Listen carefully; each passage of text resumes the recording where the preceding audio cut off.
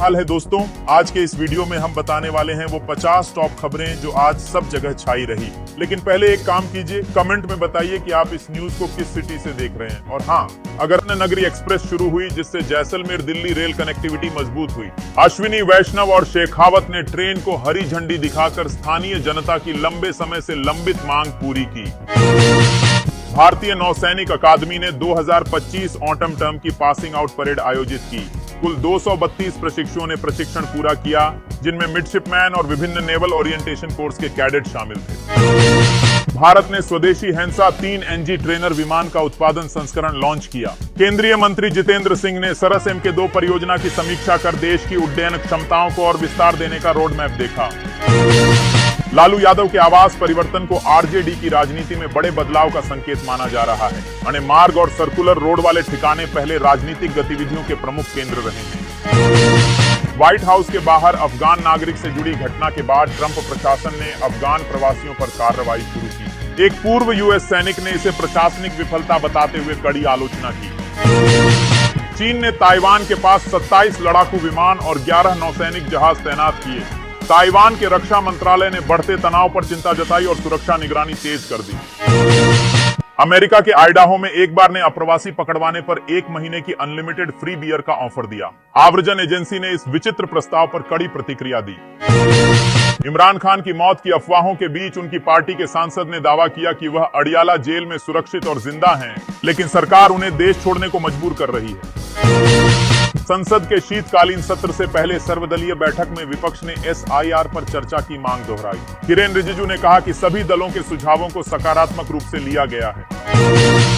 एक वैज्ञानिक और सिस्टम एनालिस्ट ने संविधान की शपथ लेकर शादी की और रक्तदान भी किया। उन्होंने कहा कि संविधान हर भारतीय की पवित्र पुस्तक है और लोग इसके आदर्श जाने।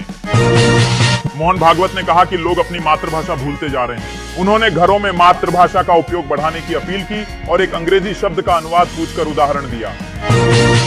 इमरान खान की स्थिति को लेकर अनिश्चितता के बीच शशि थरूर ने सवाल उठाए। उन्होंने कहा कि इमरान के बेटे ने जीवित होने के प्रमाण मांगे हैं, लेकिन कोई सबूत नहीं मिला।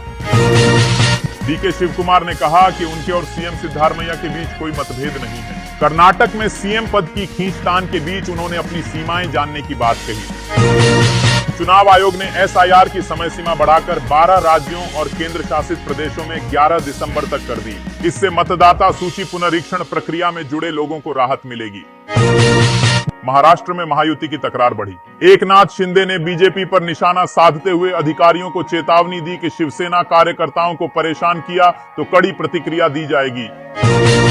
राष्ट्रपति ट्रंप ने वेनेजुएला और उसके आसपास के एयर स्पेस को बंद करने की घोषणा की। इसे वेनेजुएला सरकार पर दबाव बढ़ाने और राजनीतिक असर पैदा करने की नई अमेरिकी रणनीति माना जा रहा है। PTI नेता खुर्रम जिशान ने दावा किया कि शहबाज सरकार इमरान खान पर देश छोड़ने का दबाव बना रही है। पार्टी ने जेल में उनकी सुरक्षा को लेकर गंभीर सवाल उठाए हैं। कराची पुलिस अधिकारी की पत्नी ने रणवीर सिंह की फिल्म पर ऐतराज जताया। उनका कहना है कि यदि फिल्म में कराची के लियारी क्षेत्र को गलत दिखाया गया तो वह कानूनी कदम उठाएंगी। गूगल मैप्स की ऑफलाइन मैप्स ट्रिक अधिकांश लोग नहीं जानते। यह फीचर बिना इंटरनेट के भी रास्ता बताता है और यात्रा के दौरान डेटा खत्म होने पर बेहद उपयोगी साबित होता है।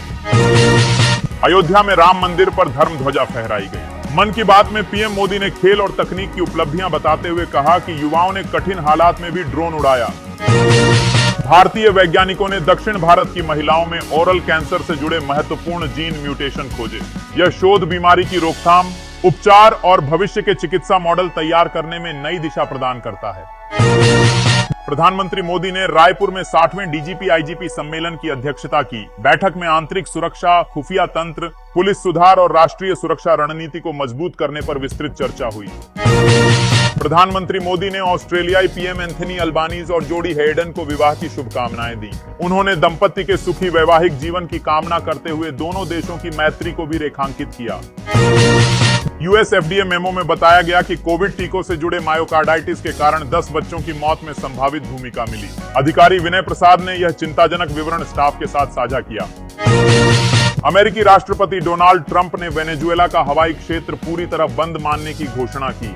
इस बयान से कराकस में भ्रम और चिंता बढ़ी, जबकि अमेरिका मदुरो सरकार पर दबाव बढ़ा रहा है। गांधी परिवार पर एफआईआर और बंगाल में एसआईआर विवाद के बीच संसद का शीतकालीन सत्र हंगामेदार रहने के आसार हैं। विपक्ष का आरोप है कि एसआईआर के जरिए चुनावी हेराफेरी की जा रही है। सुप्रीम कोर्ट ने कहा कि वरिष्ठ वकील होना स्थगन का आधार नहीं। केस स्थगन केवल मृत्यु, बीमारी या अन्य वास्तविक कारणों पर ही स्वीकार होगा, जिससे न्याय प्रक्रिया में अनावश्यक देरी रोकी जा सके। चक्रवात दितवा से बचाव हेतु ऑपरेशन सागर बंधु के तहत भारत ने श्रीलंका को चेतक हेलीकॉप्टर, राहत सामग्री और एनडीआरएफ टीमें भेजी। जलमग्न क्षेत्रों में लोगों को सुरक्षित स्थानों पर ले जाया जा रहा है। डॉक्टर एस जयशंकर ने कहा कि चीन अपने नियमों से चलता रहा है और वैश्विक व्यवस्था को प्रभावित करता है। उन्होंने बताया कि भारत रणनीतिक संतुलन से सुपर पावर बनने की राह पर है। हाई कोर्ट ने फैसला सुनाया कि लिव इन पार्टनर पर भी क्रूरता का मुकदमा चल सकता है। कोर्ट ने कहा कि संबंध वैवाहिक हो या लिव इन, 498 लागू होने से इनकार नहीं किया जा सकता। शुभेंदु अधिकारी ने ईसीआई को भेजे पत्र में आरोप लगाया कि पश्चिम बंगाल प्रशासन एसआईआर के दौरान मतदाता सूची में हेराफेरी कर रहा है। उन्होंने प्रक्रिया पर तत्काल हस्तक्षेप की मांग की। चक्रवात दितवा श्रीलंका में तबाही मचाकर भारत की ओर बढ़ चुका है। चेन्नई के पास पहुंचते तूफान से तमिलनाडु सहित कई राज्यों में भारी बारिश जारी है और अलर्ट घोषित किए गए हैं। जस्टिस बीवी नागरत्ना ने कहा कि जजों के बदलने से फैसलों में बदलाव चिंता का विषय है। न्यायपालिका कानून के शासन की रक्षा के लिए सुसंगत और स्थिर रुख बनाए रखे। भाजपा के नए राष्ट्रीय अध्यक्ष को लेकर चर्चा तेज है। पीएम मोदी की बड़ी बैठक के बाद रेस में नए नाम शामिल हुए। कई राज्यों में संगठनात्मक चुनाव पूरे हो चुके हैं। नेशनल हेराल्ड मामले में गांधी परिवार की मुश्किलें बढ़ी। 2000 करोड़ के कथित घोटाले में नई एफआईआर दर्ज हुई। मामला राउज एवेन्यू कोर्ट में लंबित है और ईडी पहले ही चार्जशीट दाखिल कर चुकी है।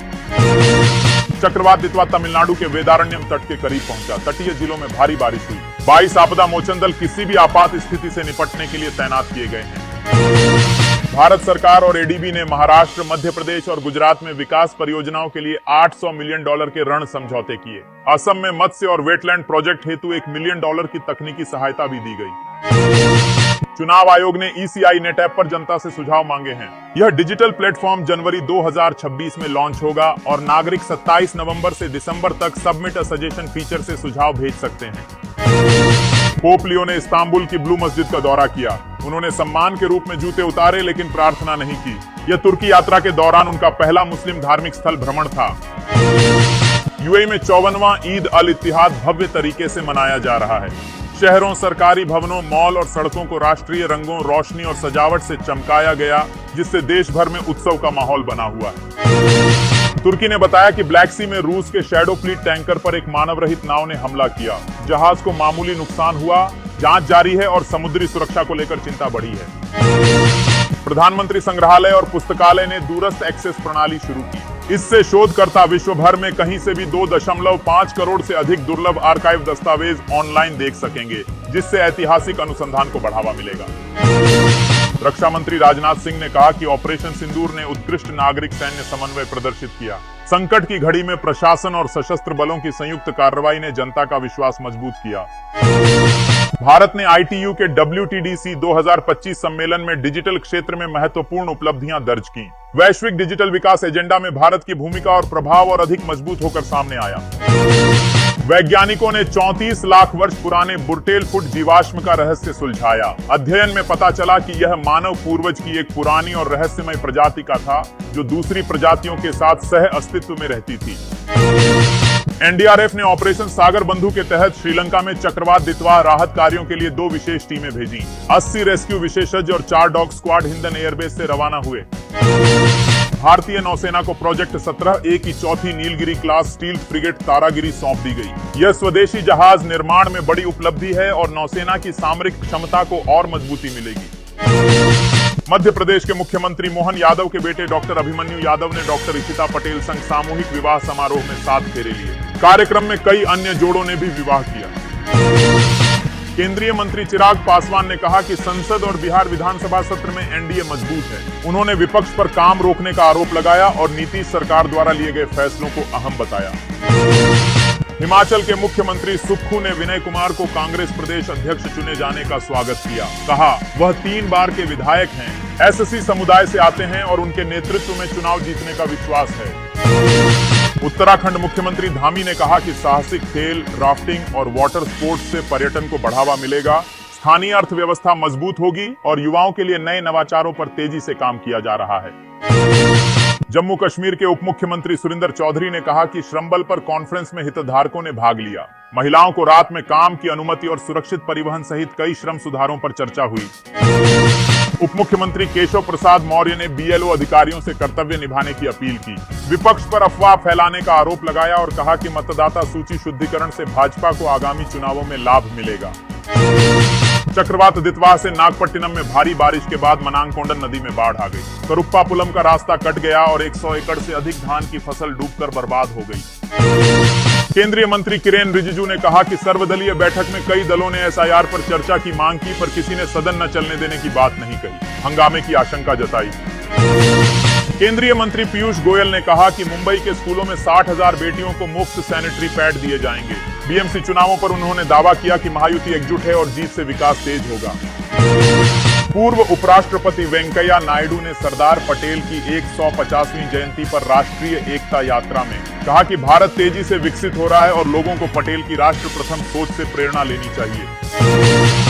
मध्य प्रदेश के मुख्यमंत्री मोहन यादव के बेटे डॉक्टर अभिमन्यु यादव ने सामूहिक विवाह समारोह में डॉक्टर इशिता पटेल से शादी की। राज्यपाल मंगूभाई पटेल, बाबा रामदेव और आचार्य धीरेन्द्र कृष्ण शास्त्री भी उपस्थित रहे। केंद्रीय मंत्री ज्योतिरादित्य सिंधिया ने जमीयत उलेमा ए हिंद अध्यक्ष महमूद मदनी के बयान पर कहा कि किसी को भी न्यायालय पर आपत्तिजनक टिप्पणी नहीं करनी चाहिए। 4 स्तंभों का सम्मान हर नागरिक की जिम्मेदारी है। भाजपा सांसद रवि किशन ने कहा कि एसआईआर देशहित का मुद्दा है। उन्होंने सपा अध्यक्ष अखिलेश यादव के बयान पर राजनीति न करने की अपील की और विरोधी दलों से समर्थन की उम्मीद जताई। उत्तर प्रदेश के मुख्यमंत्री योगी आदित्यनाथ सिद्ध बाबा पालनाथ आश्रम में आयोजित मूर्ति प्राण प्रतिष्ठा और आठमान भंडारा कार्यक्रम में शामिल हुए। कांग्रेस सांसद गौरव गोगोई ने कहा कि 19 दिन के शीतकालीन सत्र में सिर्फ 15 दिन चर्चा होगी। उन्होंने सुरक्षा, स्वास्थ्य, आर्थिक, प्राकृतिक और विदेश नीति मुद्दों पर सरकार की तैयारी पर सवाल उठाए।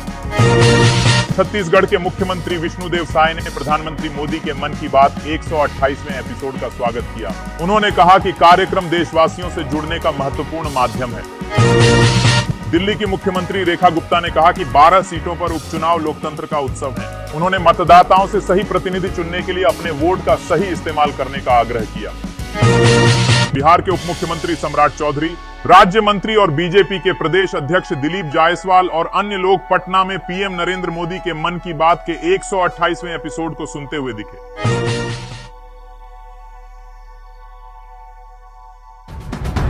आगे की न्यूज के लिए वीडियो को लाइक कीजिए और चैनल को सब्सक्राइब कीजिए।